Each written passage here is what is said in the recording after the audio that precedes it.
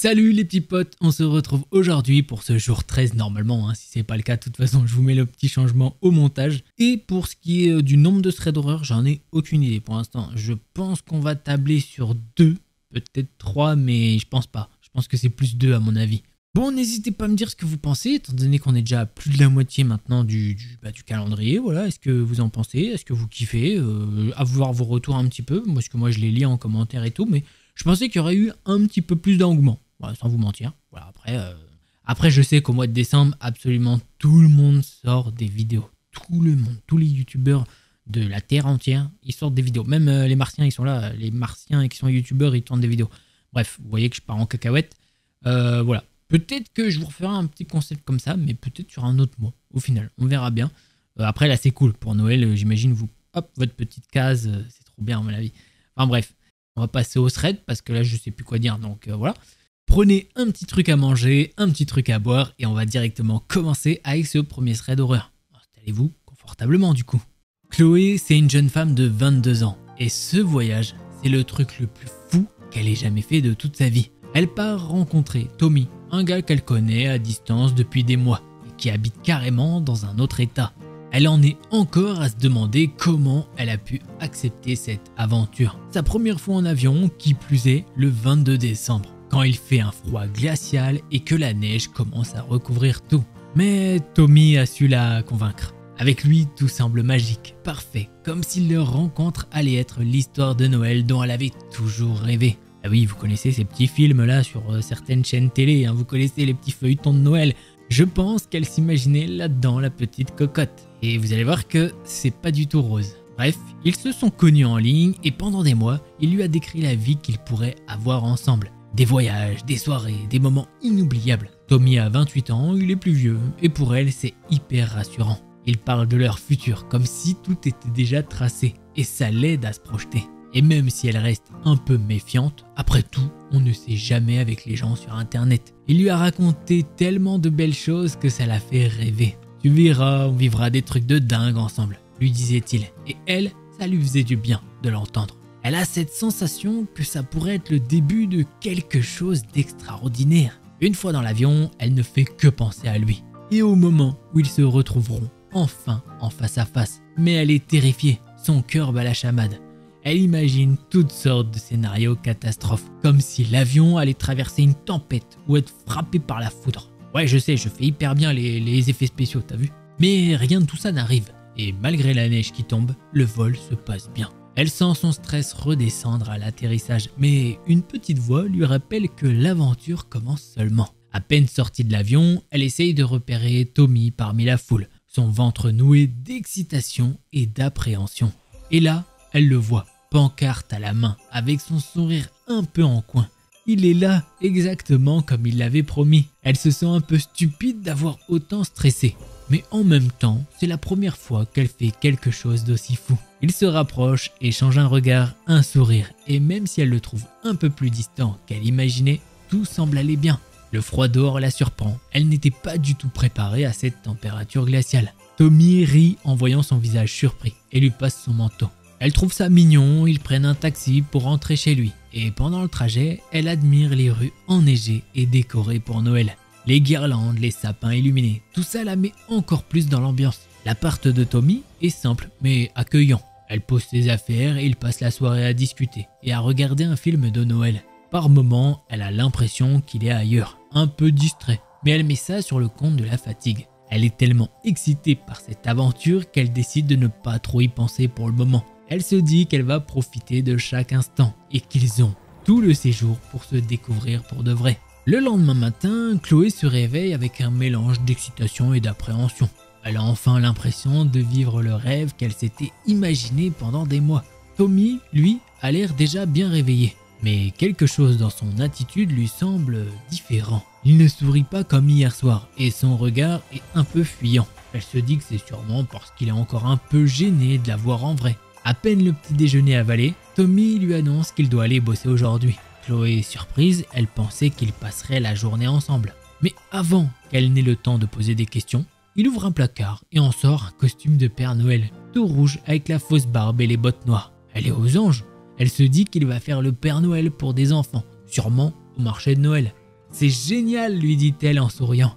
Tommy hoche la tête, sans rien ajouter. Enthousiaste, elle propose même de l'aider à enfiler le costume. Elle ajuste sa barbe, lisse son manteau rouge et rigole en le voyant tout habillé. « T'as l'air parfait pour ce rôle », s'exclame-t-elle. Tommy lui lance un sourire bref, un peu forcé, mais elle préfère ignorer ce petit détail. C'est pas grave, elle se dit qu'il est peut-être simplement un peu stressé de devoir bosser devant elle. Une fois prêts, ils sortent de l'appartement pour rejoindre le marché de Noël à pied. La neige continue de tomber, couvrant les rues d'une couche blanche scintillante. Et Chloé est émerveillée. Partout, il y a des guirlandes, des décorations rouges et vertes, des chants de Noël qui résonnent dans l'air froid. Elle ne peut s'empêcher de penser que c'est le moment parfait, presque trop beau pour être vrai. À chaque coin de rue, elle se sent comme un personnage de film de Noël. Ils ont à peine marché quelques dizaines de mètres quand un type dans la rue interpelle Tommy. L'homme s'approche d'eux d'un pas rapide. Chloé le regarde un peu perdue. Elle se demande qui ça peut bien être. Mais avant qu'elle ne puisse poser de questions, elle voit Tommy sortir discrètement un petit sachet de sa sacoche et le passer au type, qui lui glisse quelque chose dans la main en échange. Le gars s'éloigne aussi vite qu'il est arrivé et Chloé, interloquée, se tourne vers Tommy. C'était qui lui ? Elle le fixe mais il garde un air impassible et lui répond d'un ton détaché. T'inquiète, c'est juste un voisin. Elle hésite mais elle décide de ne pas insister. Après tout, ils sont ensemble pour les vacances. Elle veut pas ruiner le moment en posant trop de questions. Ils reprennent le chemin vers le marché de Noël. Chloé essaye de retrouver son enthousiasme et admire les décorations, en espérant que Tommy va se détendre un peu. Elle s'exclame en lui montrant une belle guirlande lumineuse. « Regarde comme c'est beau !» Mais Tommy ne la regarde même pas. Au lieu de ça, il scrute les environs, comme s'il cherchait quelqu'un dans la foule. Chloé commence à se demander si elle n'a pas raté quelque chose. Peut-être qu'il a un autre souci dont il ne lui a pas parlé. Il s'arrête devant un stand de chocolat chaud. Pendant qu'elle regarde le menu, elle aperçoit Tommy du coin de l'œil en train de faire une autre transaction. Elle cligne des yeux, persuadée de s'être trompée. Mais non, il est là, en train de donner quelque chose à une autre personne qui lui tend de l'argent en retour. Elle reste figée, choquée. Ça ne ressemble pas au Tommy qu'elle pensait connaître. Elle se tourne vers lui et avant qu'elle ne puisse poser la moindre question, il lui tend un paquet de chocolat qu'il vient d'acheter. « Tiens, t'as ça chez toi aussi, non ? Fais gaffe à pas trop grossir, hein ?» Elle reste bouche bée face à cette remarque, à la fois gênante et hors de propos. Pourquoi est-ce qu'il fait comme si de rien n'était ? Elle se sent perdue mais elle décide de ne pas faire de scène. Ils continuent leur chemin dans la foule du marché de Noël et elle essaye de se raccrocher à l'ambiance festive. Mais l'attitude de Tommy devient de plus en plus étrange. D'un coup, un type surgit et bouscule Chloé avant de s'approcher de Tommy et de lui demander s'il a 10 grammes. Chloé, sidérée, se demande de quoi il parle. Du chocolat, sûrement, pense-t-elle pour se rassurer. Mais quand elle voit Tommy sortir un autre petit sachet de sa sacoche et le donner à cet inconnu, elle comprend que c'est pas du chocolat. Le type lui file de l'argent, bouscule encore une fois Chloé et s'éloigne sans un mot. Là, elle est en plein doute. Elle a l'impression que ce n'est pas la même personne avec qui elle discutait tous les soirs au téléphone. Mais elle n'a pas le temps de poser la moindre question. Tommy fonce tout à coup sur un autre gars. Il le plaque au sol et commence à lui hurler dessus. « Hé mon gars, t'as pas payé ce que tu me dois, maintenant tu vas payer. » Le type proteste mais Tommy sort un flingue de sous son manteau et le pointe sur lui. Là, Chloé ne sait plus où se mettre. Elle a peur, elle est totalement figée. Le type finit par sortir des billets en tremblant et les tend à Tommy. Sans dire un mot, Tommy l'attrape par le bras et se met à marcher plus vite en la tirant derrière lui. Il retourne alors vers une partie plus bondée du marché, mais elle est tellement perturbée qu'elle n'arrive plus à profiter de l'ambiance de Noël. L'image de Tommy en Père Noël avec son arme cachée sous le manteau rouge contraste violemment avec l'insouciance des lumières et des guirlandes autour d'eux. Elle n'en peut plus, elle doit savoir. Elle s'arrête et lui demande d'une voix tremblante. « Tommy, stop, c'est quoi ce délire là ? C'est quoi ton truc ?» Mais au lieu de répondre, il l'attrape fermement par le bras et la tire dans une ruelle plus sombre, à l'écart de la foule. Il lui murmure sèchement. « Je t'ai dit de pas me déranger quand je bosse. Tout ça, c'est pour nous. Grâce à ce que je fais, je peux t'offrir tout ce que tu veux. » Il désigne le paquet de chocolat qu'il lui a donné plus tôt. « Tiens, tu vois, je t'ai même offert des chocolats. » Chloé, terrifiée, balbutie qu'elle ne veut pas de cette vie-là. Il lui met un doigt sur la bouche. « Ferme ta gueule, je vais t'acheter tout ce que tu veux. Vous, les filles, y a que ça qui vous intéresse. L'argent et la beuteux. » Elle est pétrifiée, mais elle comprend qu'elle doit rester calme. Jouer le jeu, sinon ça pourrait mal finir. Elle acquiesce timidement et feint de demander un chocolat chaud. Tommy se détend un peu et lui dit « Ah, tu vois quand tu veux. Allez, on y retourne. » De retour au marché de Noël, Chloé essaye de dissimuler la terreur qui la paralyse. Elle serre la tasse de chocolat chaud que Tommy lui a acheté, les mains tremblantes. Et elle se force à sourire pour ne pas éveiller sa méfiance. Les stands sont magnifiques, la musique de Noël emplit l'air. Mais pour elle, tout semble soudain surréaliste, comme si elle était dans un mauvais rêve dont elle ne parvient pas à s'échapper. Alors qu'ils avancent, Tommy reprend son travail comme si de rien n'était. Il s'arrête près de chaque stand et change des petits sachets contre des billets. Et il agit avec une désinvolture qui la glace. Chloé commence à saisir l'ampleur de la situation. Elle veut pas y croire, mais c'est évident maintenant. Tommy est mêlé à des affaires louches. Elle se sent trahie, complètement désorientée. Ce n'est pas l'homme qu'elle pensait connaître. À un moment, alors qu'il passe près d'un stand de vin chaud, un type à l'air complètement défoncé se dirige vers eux d'un pas vacillant. Avant même qu'ils n'arrivent à leur hauteur, il hurle à l'intention de Chloé. « Eh, c'est combien la pipe? Je sais que t'es la petite chienne de Toto. » Elle reste figée, les mots résonnant dans sa tête sans qu'elle arrive à y croire. Tout ça devient trop pour elle. Mais Tommy a également entendu. Il se tourne vers le type, furieux, et l'attrape par le col. Sans hésiter, il l'amène derrière un stand et le plaque au sol avec une force brutale. Chloé ne bouge plus, terrifiée. Tommy ne se contente pas de l'intimider. Il sort un couteau de sa poche et, sous les yeux horrifiés de Chloé, il le plante dans le flanc du type qui gémit de douleur. C'en est trop pour elle. Elle ne réfléchit pas, elle agit.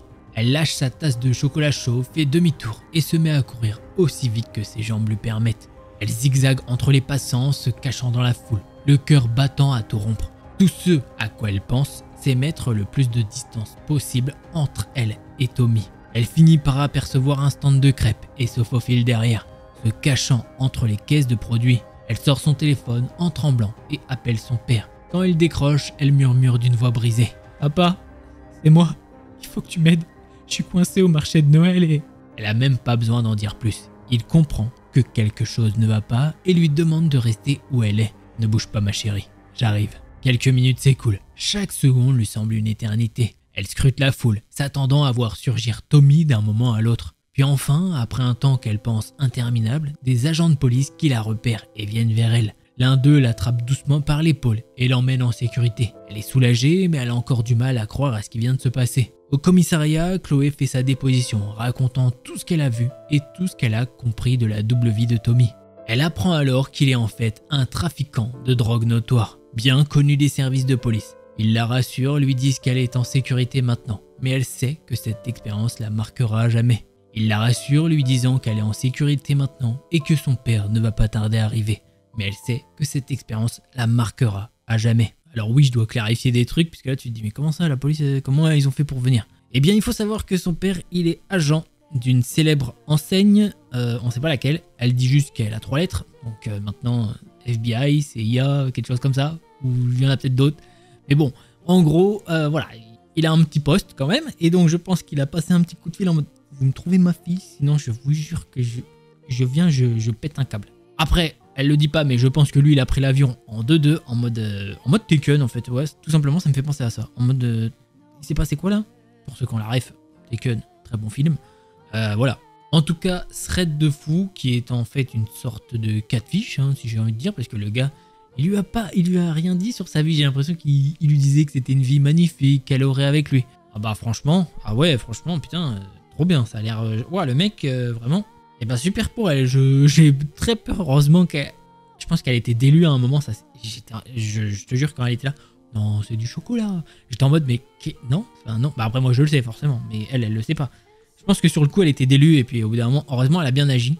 Elle s'est barrée au bout d'un moment, elle a fait, ouais, c'est quoi ce mec, laisse tomber. Premier jour, techniquement, qu'elle passe avec lui, enfin, dans les 24 heures, il plante un mec, il sort un gun, enfin, on est où J'espère que vous avez kiffé ce thread. Si c'est le cas, bah, vous connaissez, un petit pouce bleu et un abonnement. Si jamais vous en voulez plus, je vous invite à regarder l'une de ces 2 vidéos-là. Allez, c'était Delcor. En attendant la prochaine vidéo, portez-vous bien, tous les petits potes. Ça, c'est au cas où que bah, si ça fait une vidéo, mais je pense pas. Sinon, tu mets juste